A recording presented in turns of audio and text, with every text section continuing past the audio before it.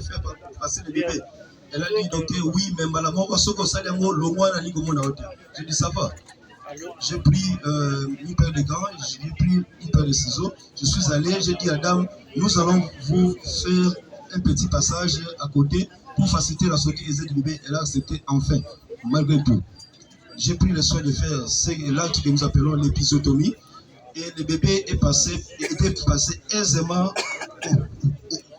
au bout d'une minute. Quand le bébé était passé, la dame a commencé à bouger à n'importe quel sens. J'ai dit à la dame, soyez calme, pour que place pardon. Elle a dit, docteur, j'ai dit, madame, et vos apaisements. J'ai rappelé encore sa grand-mère, venez nous aider s'il vous plaît, nous sommes en danger. La grand-mère était là, témoin comme elle est assise. La grand-mère était là, de la coucher, pour lui dire que non, et vos apaisements, nous allons vous suturer, on va mettre l'anesthésie locale. La dame a dit, docteur Salamba, en approchant de la fille, elle m'a piétiné sur la poitrine et sur le visage. Ma blouse était souillée de sang, en présence de sa grand-mère qui est assise là-bas. Sa grand-mère m'a commencé à dire, docteur Limbisaye, j'ai dit à maman, mais n'a commis en danger. En ayant ma blouse souillée et mon visage souillé de sang, au risque d'être contaminé, j'ai pris soin de faire appel à l'aide à un deuxième médecin qui était avec moi, à côté, qui recevait les urgences, qui est Dr Yanga. J'ai dit au Dr Yanga, venez me secourir parce que je ne pouvais pas continuer comme ça avec ma blouse souillée et mon visage souillé de sang, au risque d'être contaminé. Pendant que le médecin venait de la salle, j'étais avec lui, le deuxième médecin, j'ai dit au deuxième médecin, entrez, faites quelque chose, convainquez la dame, j'arrive, je peux me changer et nettoyer le visage. Parce que je ne vois même pas bien, parce qu'il y a un liquide qui m'était entré dans l'œil. Je suis allé me rincer. En rentrant de la salle d'accouchement, j'ai été intercepté par une autre infirmière qui donnait des soins dans la salle de réveil à côté de la salle d'opération. L'infirmière me disait que, docteur, comme il y a un second médecin qui est déjà dans la salle en train de s'occuper de la dame, venez, il y a une autre urgence de la salle de réveil, n'entrez plus là-bas parce que venez seconder d'abord ici. Comme il y a un médecin là-bas, ils vont s'occuper de la dame. Voilà là où je me suis arrêté et je suis allé donner des soins auprès d'une dame qui était dans la salle de réveil. Voilà. Merci, docteur.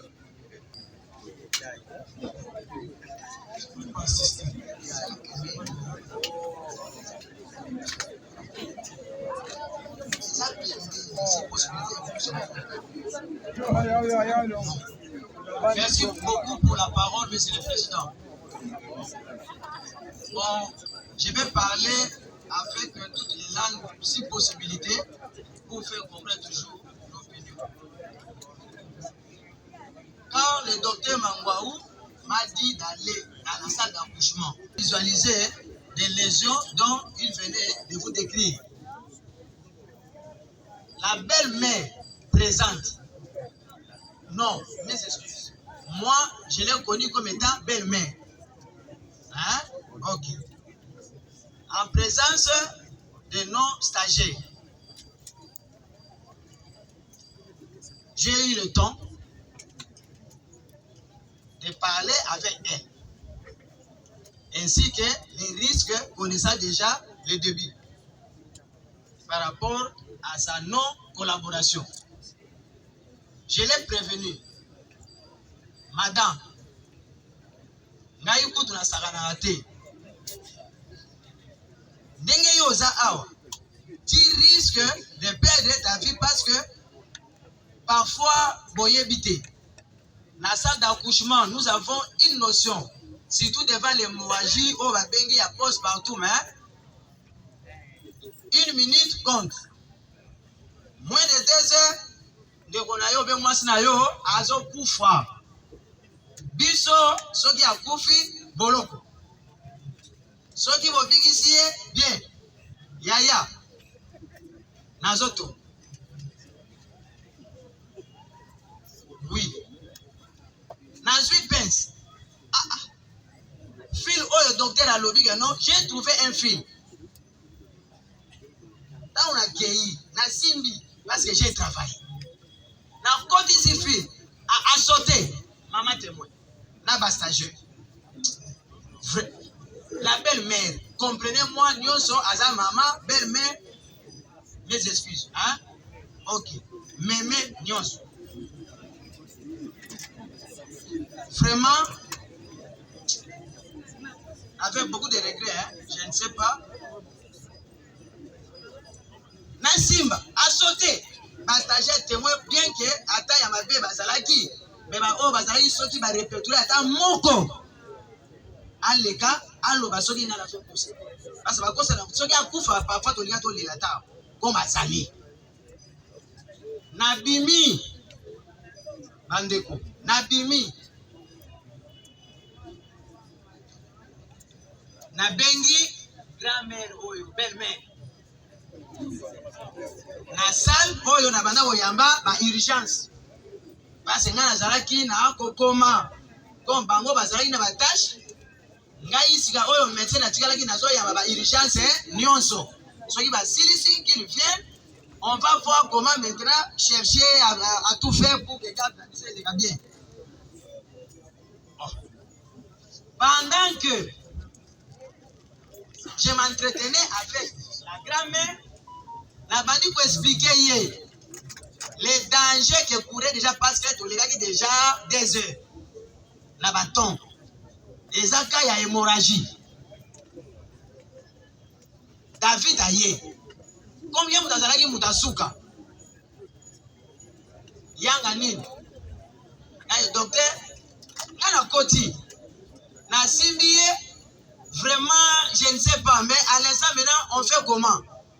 Il faut donc proposer Oyo biso tokoki kosala omoni ndenge nini. David me dit bon combien mutazalaki mutansuka après un terme ya bien que notre domaine le sauveur hein ya bato benga ya remparter le sauveur bon sinon tozo encaisser d'ici. Bon comme souvent neti ngai naza déjà na 8 ans ya prestation na hôpital mais na maternité j'ai 7 ans.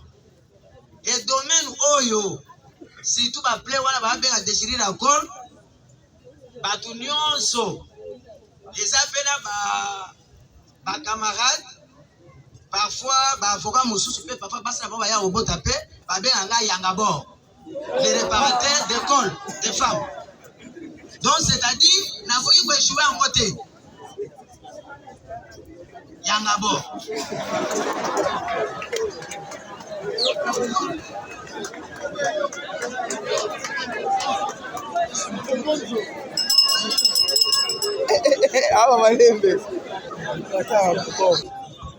C'est par là que vie est en clinique. Il y a madame, parce que c'est ça hémorragie. Comme David aye, il y a des gens collégiales. Quand on solo les gars, il y a bon, donc on reçoit même ma mesure pour la sécurité dans biso. Alors lui en plus parce que lui, il a pasteur. À solo la bien, na batou, na ba malade bon, la vie là mais souvent on a mon cas vraiment c'est comme ça. Accueilli. Accueilli à convaincre effectivement Andimaki. Comme tant que Andimi, j'étais maintenant obligé na zonga na kuyamba lisusu bakambo susu. Place ndena tika kiye yango wana. Merci beaucoup. Nous prendrons 2 minutes et nous allons nous faire compléter en 1 minute par nos collègues. Monsieur le Président, le droit est beau, hein, le droit est beau et il est intéressant. Aujourd'hui, le monde entier va réussir à comprendre que le temps donne toujours raison. 2 médecins ont défilé ici devant. Il y a eu un premier, un certain docteur Yangama. Il m'a plu celui-là. Un médecin selon le cœur. Il est passé ici. Il vous a dit qu'il a réussi par des méthodes très traditionnelles et douces. La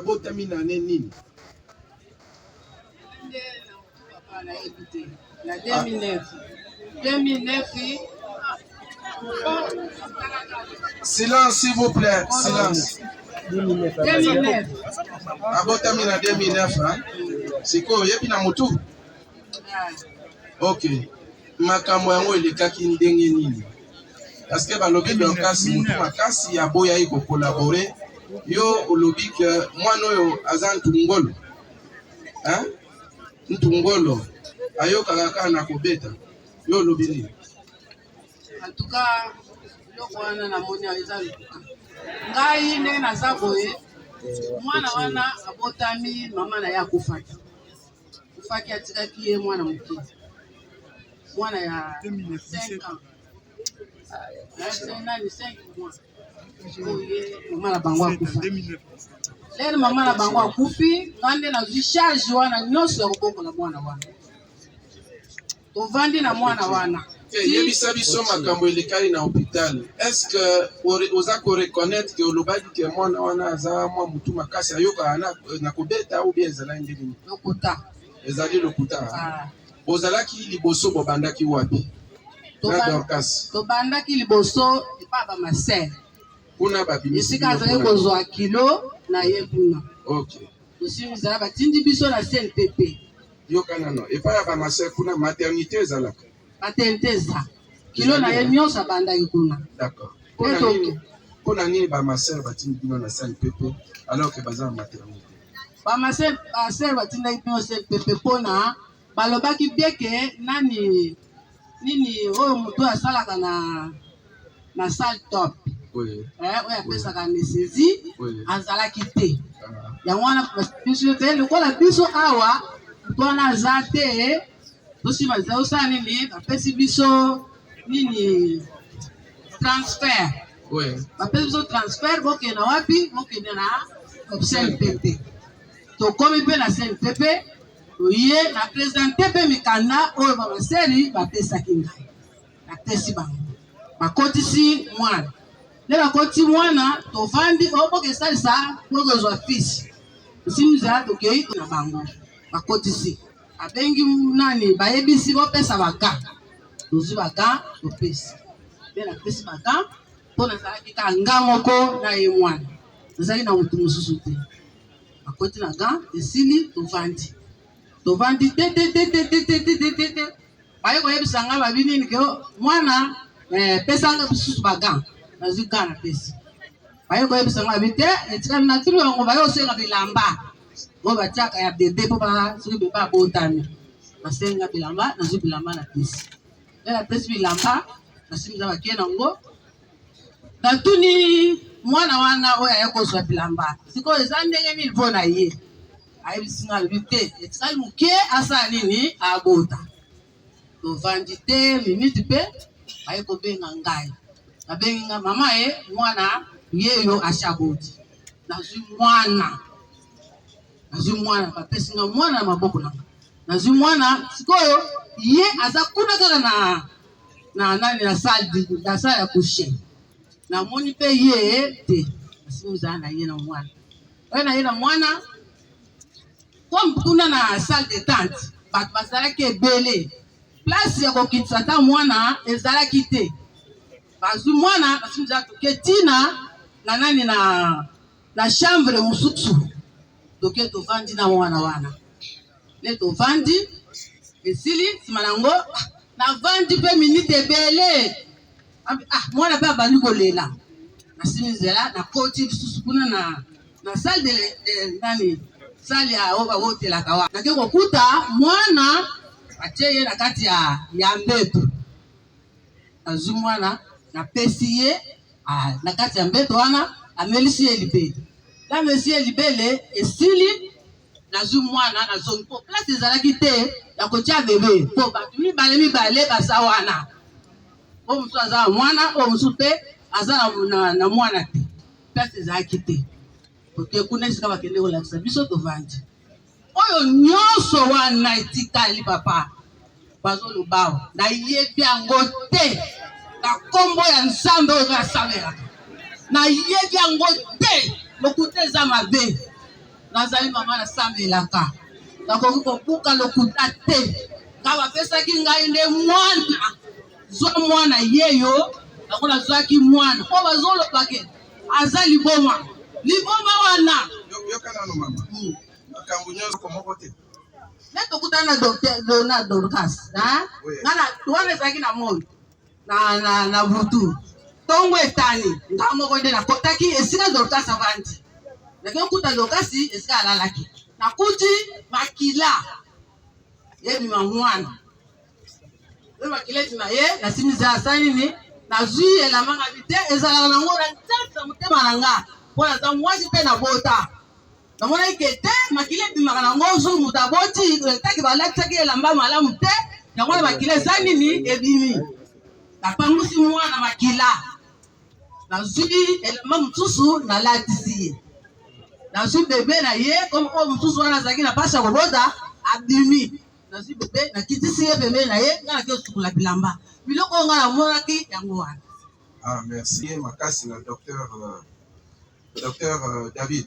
Ayebisi ngai te aye koloba ngo nde na dernière ngonga na ntango video eye komonana te wana lelo alobi na ngai alobi boye alobi te na ngai te alobaki na motu mosusu ayebisi alobi kuna docteur ayebisi ngai alobi nini ke omoni tobosi oyo ezalaka nango kaka bongo kobota wana ezala bongo tosalaka kaka bongo wana docteur nde moto asali. Monsieur, moi, en 2 minutes, hein, Koko alobi. Tango basali opération bapesi mwana epai ya koko na ye. Koko azwi mwana ake na ye na mbeto ya hôpital. Koko aye komona mwana tango amoni ke mwana awumeli azongi po mwana amelisa ye. Aye kozongisa na kata sale wana. Moya telemi eza te koko na ye mpe moya yeba mpo na nini mwana atelemi awa eza te batiki ye wana koko oyo alala na mwana toute la nuit Dorcas azalaki te kaka kuna na sala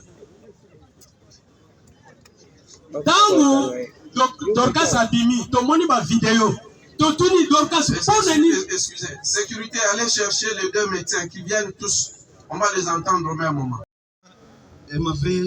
Elle a commencé à m'injurier. Docteur, s'il vous plaît, Monsieur le Président, je serai biou ou bien trilingue au même moment pour faire comprendre aux autres ce qui s'est passé. Elle m'a vu directement, elle s'est jetée sur moi à m'injurier. Docteur, Nebiote, Bima, Wanga, Zaoutaliboma, me pousse un peu bien dans l'aïe, Nagubetayo, Nanyatayo, Nosoprosoy. Je n'avais rien dit. En tant que médecin, je me suis approché de la dame. Je dis, maman, je suis en train de voir la tête de votre bébé sur la vulve. Donc l'accouchement est imminent. Est-ce que vous pouvez me permettre que je puisse vous réévaluer, voir un peu les alentours de l'accouchement? Elle m'a dit, docteur, moi je dis, ah, madame, excusez-moi vraiment. De ton futur bébé.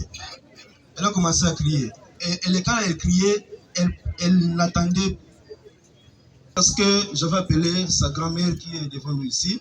J'ai dit, maman, votre petite fille, n'accepte pas d'être vue d'être touchée par nous les prestataires.